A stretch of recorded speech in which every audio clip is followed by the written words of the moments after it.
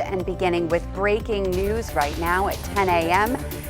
Demolition has started at Mulligan's Brick Bar. Our Courtney Courtwright is live on Allen Street right now to tell us what's been happening. Courtney, we know it was supposed to start at 9 a.m. So what's been happening for the last hour? What are you seeing right now? Yeah, Melissa, right now, demolition has started around 9:30, like you were just talking about. I want to take you right into the action, though. Unfortunately, it's actually right behind the building, so you might not be able to see much. People that used to, that were actually right next to me when we were here around 9 o'clock, have now actually moved to another portion of Allen and College Street just to see the behind where they are doing that demolition. I mean, for some people, it's so hard to imagine that another iconic building right here on Allen Street is going to be, coming down fully today. That demolition is supposed to start at around 9, started around 9:30. If you're just joining us, it is actually, they're working on the other part of the building that we can't really see right now. From where I was standing earlier, I could see through some of the windows a crane coming in to take down some of the bricks, but there are demolition crews on scene. You could see them a little bit better earlier this morning when we were here. But like I said, this building, a staple in this community, has been here for around 120 years. Most of the building, like we've been covering since Sunday morning, was lost to a fire. So if you're just joining us, how did we get to demolition day? We went over this a little bit around 9 o'clock, but officials were supposed to demolish this building on Monday. We're taking you all the way back to the start. They felt they needed to talk about that more with the owner, the preservation board, and others. Now, the Allentown Association and Preservation Buffalo Niagara pushed for stabilization of this building, but they say the owner was not on board with the plan. And around 4:45 yesterday, there was a press conference where we found out that that building would be coming down. We have been learning little by little more information each and every day for you from city officials and also people that are here on Allen Street as well. Yesterday, we also learned from preservation officials it would cost $100,000 to $50,000 to $200,000 to stabilize this building. Now, city officials said they wouldn't have been able to do that on their own without talking to the owner and giving the owner a 30-day notice. Now, one of the issues that they have been talking about is safety. Safety, they say, was an issue here, and engineers say that the building would not have lasted that long. Now, the cause of the fire is undetermined. Some say it could have been an accident. It may be an electrical issues, and that's obviously according to investigators. We also learned that this week. And Mulligan's Brick Bar, if you're just joining us, demolition is set. It's happening right now. I don't know if you can hear it off in the distance, but I do see some crews actually around the building. So that would be over on Allen and Mariner Street where they're working right now. Right now we are on Allen and College Street. So if you're just joining us now, the demolition has started and they're on Mariner and College Street. So we're just working to get some more information. Melissa, like we were talking about, the owner, we've heard from the owner in a statement, obviously very heartbroken about what is happening here. She also said that she will pass some of those artifacts at the building along to the Buffalo History Museum. So we're just working to learn more about maybe what that means and what pieces, I know you and I were talking about it a little bit, might go into that museum. Melissa? Yeah, Courtney, that owner is Kim Rossi, and we've been hearing statements from her, reading statements from Kim about the process of deciding whether she could help to stabilize that building, whether she wanted to rebuild. We've talked about that $150,000 to $200,000 number. We know Councilmember Mitch Nowakowski had said that the city would front that money, but she would be responsible for paying them back to stabilize. And of course, that would probably come from insurance money. But Kim ultimately decided that she just didn't want to rebuild. And since she privately owned that building, she's got that right to do that. So a lot of mixed feelings right now from preservationists, from people in the neighborhood about them wanting her to stabilize and to save the building and to rebuild, but ultimately the cost associated with it, the $150,000 to $200,000, that's to stabilize the facade, but then there's the cost of rebuilding on top of it. And as you mentioned, Courtney, the safety of the neighborhood, the people who live in that community, work in that community, the other businesses. Allen Street's been shut down since Sunday morning for this fire. There are other businesses that need to keep going, and they can't continue to thrive if it's going to be blocked off and the street shut down because of the safety issues surrounding the building. So it's not an easy situation for anyone, and of course the emotional toll that it's taking on a lot of people who had a lot of memories inside Mulligan's Brick Bar on Allen Street. And then there's that other hole right next to it, which was the old Pink that burned down 7 months ago, and that has been determined that was arson. But a lot of people wondering now, Courtney, what's going to happen to Allen Street? There was a huge project to beautify it and to help the streetscape and to make it more walkable in a more beautiful area, but now there will be a gaping hole there. Have you heard anyone, Courtney, talking about perhaps what they'd like to see go there or future plans for Allen Street? You know, Melissa, can you say your question one more time? I'm just having trouble a little bit hearing you. I'm sure it's very difficult to hear with all of the demolition happening back there, but we were just wondering if anyone's talked about what they'd like to see fill the hole of Brick Bar and of the old Pink right there on Allen Street.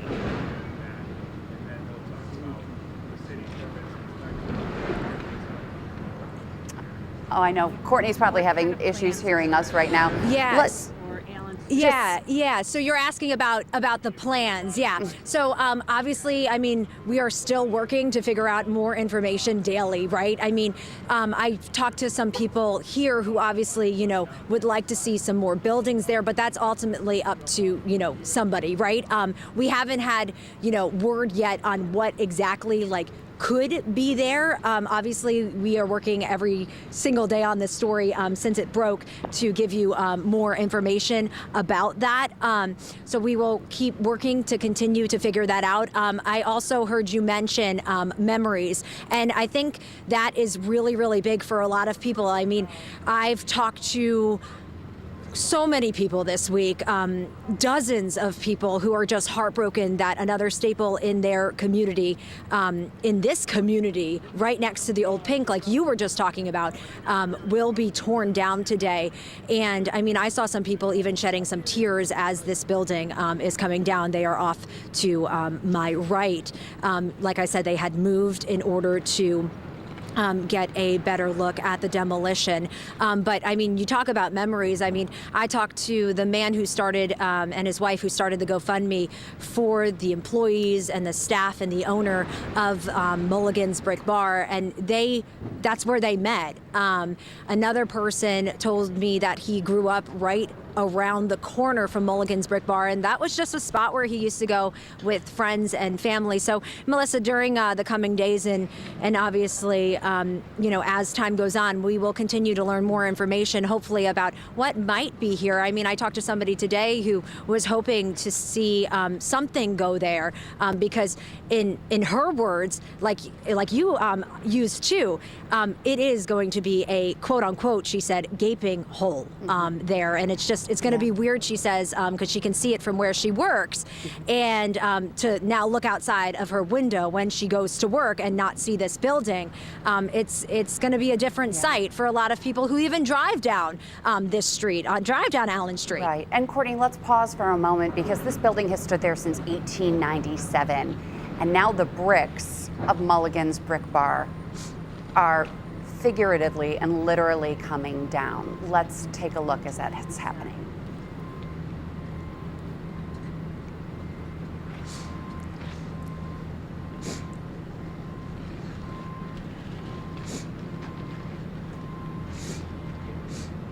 It appears that equipment has gone to another part of the back of the building. The crews have started working on demolishing the back of Mulligan's Brick Bar. They'll work their way forward. Courtney, if you can hear me, we've talked about how the owner has said she does want to give some of the important pieces inside the building to the Buffalo History Museum. The logistics, though, of getting out those artifacts or the important parts of the building. I'm a little confused about how that might happen as they're tearing down the building right now. Have you seen anyone going in and out of the building or carrying anything or moving anything to safety, or is it really just a demolition right now? Yeah, so earlier this morning, I mean, you and I were talking about that. I did see crews obviously inside before the demolition started. I haven't seen anything that I could say that somebody took out of the building. Just like I said before, we're going to work to see maybe what those artifacts are. I know a lot of people are curious about that, but no, nothing. I've been here since probably about 8:05 this morning, and I haven't seen anything besides maybe crews go in and just take a look, probably mapping some things out. But no, I have not. And are there other people, just community members, neighbors, business owners standing around watching this? We saw a group gathered earlier this morning. Are they still there, or have they moved around to the back to get a better view of what's happening? Yeah, so actually, like I was talking about a little bit earlier, so they were, this morning, like you just mentioned too, they were actually right beside me. Now they've actually moved to somewhere on Allen and College Street on one way, right across from Allen Street Hardware, where you could see some of those bricks now. And I don't know, I think our photographer Penny is actually showing you part of the crane that is taking down some of Mulligan's brick bar. Part of it right now, they've actually moved so they can actually see that from their vantage point over there. There was also on Mariner and College, some people down the road, obviously standing at a safe distance. I mean, there's still barricades here. There is still caution tape, obviously, here because there are a lot of people working, and safety, like I have been mentioning, is top priority, top reason that city officials said, engineers had said the building wouldn't last 30 days. So safety was a big issue here that they discussed as well. But a lot of people are just standing and watching. I mean, earlier, one of the women that I talked to, who I can see right now, that I was speaking with, and you'll hear from her a little bit later on our later shows, she said when this building comes down, there will no doubt she will have tears. And, it's a community there, too. They're all gathered together. I know that there are some employees that that I was talking with who are just devastated, former employees, excuse me, that are just devastated by, one of their special memory spots, right? I mean, one of their favorite places to go is coming down today. There's people, obviously more and more as we continue to talk. I mean, obviously 8 in the morning until now, there's more and more people coming out to see Mulligan's brick bar being demolished. Yeah, that heavy equipment, they're making some progress now at the back of the building. It'll be interesting to see, as we saw with the old Pink, when people came and collected bricks and collected pieces of wood from the outside of the old Pink because they wanted to take it as a memento. It's unclear whether there will be any access, since it's all blocked off right now by fencing, whether old patrons and community members will be able to collect any of the bricks from Brick Bar. But we'll let you know about that, about people being able to take mementos or perhaps set up a makeshift memorial like they did outside the front of Old Pink. But obviously it's a dangerous situation inside the walls of the demolition right now as this huge structure is being torn down. And we will take another live look from that scene coming up in just a few minutes. But as we've been reporting, so many people say it's more than just a building. It's more than just a bar. It was like a home for a lot of people who went there for decades. Mulligan's holds a lot of sentimental value to people all over Allentown and Western New York as a whole. And they told us the demolition is really going to have a big impact on their emotions. I think what was so special about Brick Bar was that Kim and Bill, the owners, made it more of like a family atmosphere, and it wasn't very commercial or, like strict. Like, they were just family and they understood. It meant so much more to me than just a bar. And it's so hard because people will be like, oh, it's just a bar, it's just a building, it's just another structure. But to me, it wasn't just that. It was a family. It was a home. It was somewhere I was always accepted. It was somewhere I could always go to if I had nowhere else to go. It was somewhere I could always rely on a friend or someone to count on at Brick Bar. A lot of people echoing her thoughts this morning. We're taking a live look at the scene again of Mulligan's Brick Bar on Allen Street. A $2 million fire on early Sunday morning destroyed the building enough that it just can't stand any longer. All of the stakeholders involved and the owner of the building decided it must come down. And that process started at about 9 o'clock this morning, really picked up around 10 o'clock this morning. The area is fenced off as there's heavy equipment in the back of the building right now, taking down the bricks, starting at the top, starting at the back, and they'll be working their way forward. Unclear what time they'll really get to the front of the building, and that's when, you know, Allen Street and the look of Allen Street will change forever when that 3-story building is completely gone. We have heard that the City of Good Neighbors is stepping in to help. The owner of Wingnuts has said that they're opening a new location on Genesee Street and they're looking to hire. And the first people that they'd like to hire are the servers and the staff and the bartenders at Brick Bar to give them a place to work immediately once the Genesee Street location opens up. They also have a Millersport Highway location at Flint Road. And so Wingnuts is looking to hire. There's a GoFundMe page that was set up and also to help the staff at Mulligan's Brick Bar. And it's unclear right now. I'll have to check right now to see what the GoFundMe page is at right now as far as a total. A couple days ago, it was at about $3,000, and I'm sure it's grown from there. The City of Good Neighbors always stepping in to help those who need it.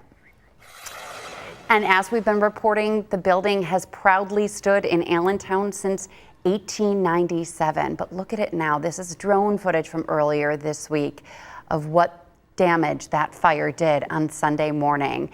But really, the building is looked at as an important piece of Buffalo's history. And a lot of people that we've spoken with really want to hold on to a piece of that history. And now there is an effort to help the community keep those memories alive. Similarly, after the fire at Old Pink, city officials started discussions about preserving that history from that bar. And they assure us that Mulligan's history will be saved as well. So after the tragic fire at the Pink, I spoke with Melissa Brown of the History Museum and UB professor, architect, and artist Dennis Marr about a plan of how we can preserve historic artifacts in these very, very unfortunate circumstances. And we had been meeting and speaking about this. And, you know, we woke up Sunday morning and Mulligan's Brick Bar was on fire. So we have been in talks. We've been talking all day if it came to this. And we've identified components of the building that will be saved and salvaged. And we spoke with Ms. Rossi, who graciously is eager to donate those to the History Museum and see them carry on in the city and help us preserve our memories. So Dennis Marr, Melissa Brown, and I are working on that right now. All right, and let's take a live look again at the scene. We've got our Channel 2 crews out there on Allen Street as the demolition continues this morning. It began around 9 o'clock, and there's heavy equipment in the back of the building right now, tearing down the bricks. We've seen a lot of the back of the building come down so far this morning. Now, I just mentioned that GoFundMe page, the Mulligan's Brick Bar Employee Support GoFundMe page. The goal was about $10,000. Right now it sits at $4,645 raised among 61 donations. And let me read to you a little bit about why people are stepping in to help those working at Brick Bar. And it really is a bigger picture of how the community feels about Mulligan's Brick Bar. It says our community was shaken by the heartbreaking news that Mulligan's Brick Bar was destroyed in a fire, leaving its incredible team of bartenders and staff suddenly unemployed. I'll continue to read this if we want to pull up that live picture again so we can see what's happening there at the scene. Tragically, this is the second bar to burn down in Allentown in less than a year, and some of these hardworking individuals were also employees at the Old Pink, which fell victim to disaster just 6 months ago. The GoFundMe page continues to say, for many of us, Brick Bar wasn't just a bar, it was a second home. It was where we celebrated milestones, forged friendships, and found a sense of belonging. The bartenders and staff were the heart and soul of that experience, always greeting us with warm smiles, great drinks, and endless hospitality. Now they need our help. As they face this unexpected loss of income, we're asking the community to come together and support these amazing individuals during this difficult time. Funds raised will go directly to the bartenders and staff to help cover their immediate living expenses, bills, and any other support that they need as they work to get back on their feet. Let's show them the same love and generosity that they've always shown us. No contribution is too small and every dollar helps. Thank you for being part of the community that lifts each other up in times of need. Together we can make a difference. That's from the GoFundMe page that's raising money to support the employees at Brick Bar. $4,645 raised right now. But also people are coming together in other ways to help those impacted by the fire at Brick Bar. Wingnuts, once again, we mentioned that the co-owner says that anyone who needs a job can have one at Wingnuts if they worked at Brick Bar, because they're going to be opening that new location on Genesee Street.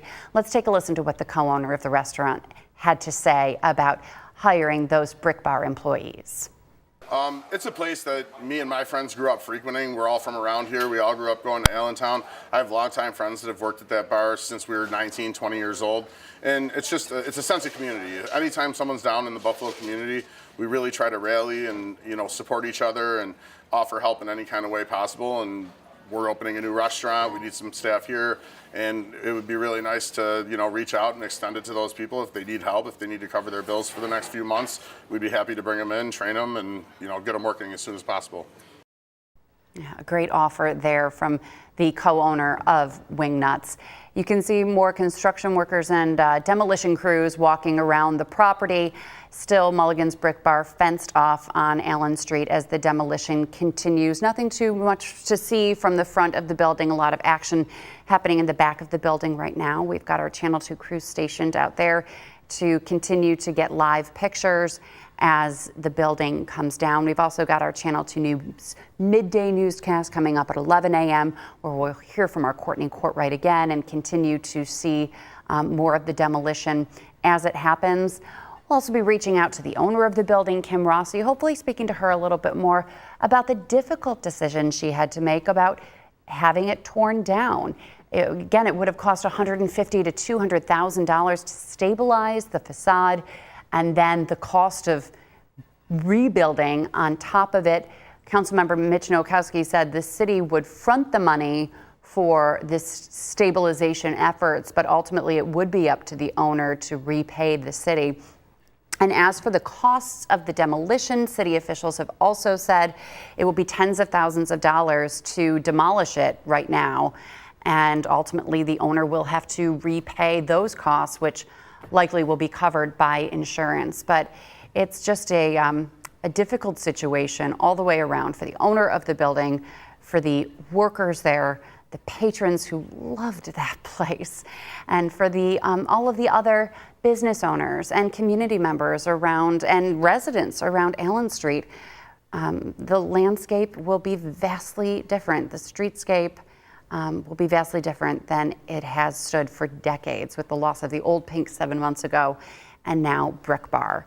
And once again, as far as the cause of the fire that broke out early Sunday morning, doing $2 million in damage, the cause is considered undetermined right now, but all city officials and acting mayor Chris Scanlon has said that it's really leaning toward an accidental cause. It does not seem suspicious at this point, and that there may have been some sort of mechanical malfunction or electric problem that may have led to the fire that broke out early Sunday morning. The flames just too big to contain. Crews did all they could. They were inside the building at one point until it was too dangerous for firefighters to be inside. And then they fought the fire externally, and it just was too much. And That was what's left of Mulligan's Brick Bar, which has been standing there since 1897.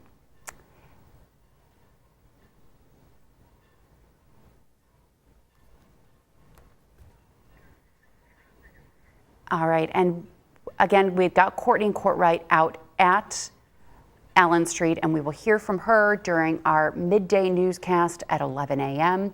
Our coverage will always continue on WGRZ.com. We'll continue to update you throughout the day. And of course, after midday, we've got Most Buffalo at 4 o'clock and First at 5, beginning at 5 o'clock right here on Channel 2. For full coverage of the Mulligan's Brick Bar demolition, stay with us here on Channel 2 and WGRZ.com. Bye for now.